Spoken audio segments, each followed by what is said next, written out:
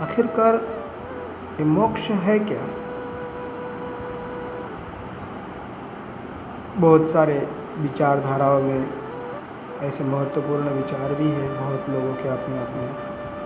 कोई बोलता ना कुछ पाने की, ना कुछ खोने की चिंता,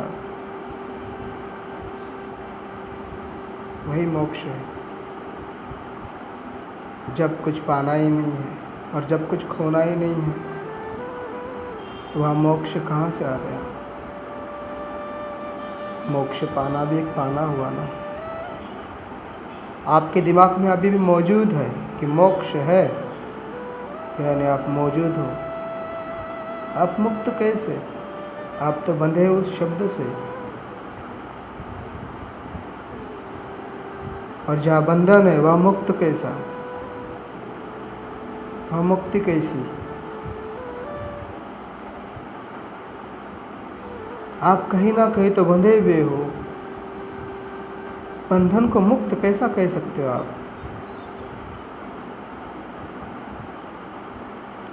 मानते हैं भावनाओं के तरंग हमेशा उठते रहते हैं, और उस भावनाओं में शब्द कुछ और होते हैं और भावनाएं कुछ और होती है। कभी कभी आपने गौर किया होगा, शब्दों को अपन ढालते हैं, जो भावनाएं रहती है, जो तरंगे रहती है, उसको अपन शब्दों में डालते हैं और शब्दों को जीवन में ढालते हैं।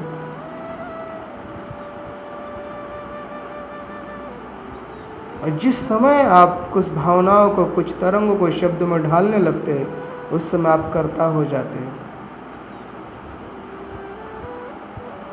उस समय आप अपने अस्तित्व से भटक जाते हो।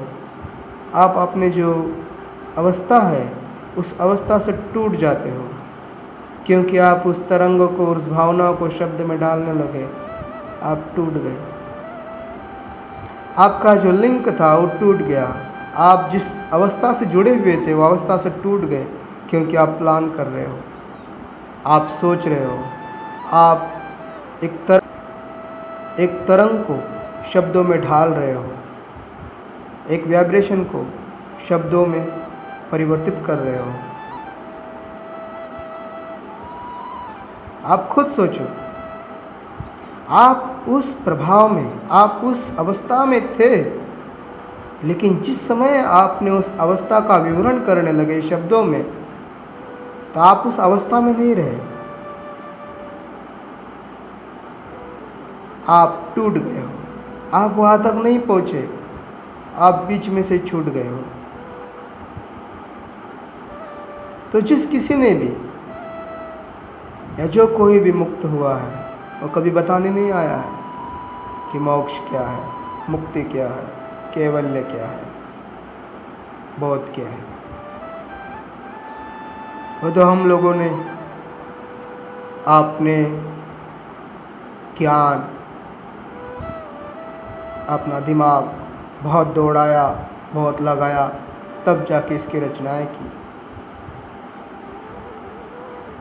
तब जाके अपन ने इसको किताबों में परिवर्तित किया, शब्दों में। इसके ऊपर अपन ने लाखों, हजारों किताबें लिखी।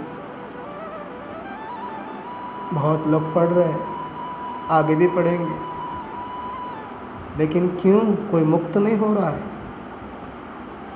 क्यों किसी का मोक्ष नहीं हो रहा है? क्योंकि उस अवस्था को अपन ने शब्दों में ढाला तो अपन टूट गए। आप उस अवस्था तक पहुँचे ही नहीं। जब उस अवस्था में पहुँचोगे, वह शब्द कहाँ से रहेगा? आप तो उस अवस्था से जुड़े रहोगे, आप दूसरी अवस्था को कैसे पकड़ सकते हो? आपने शब्दों में ढालना ही उस अवस्था को छोड़ना होगा।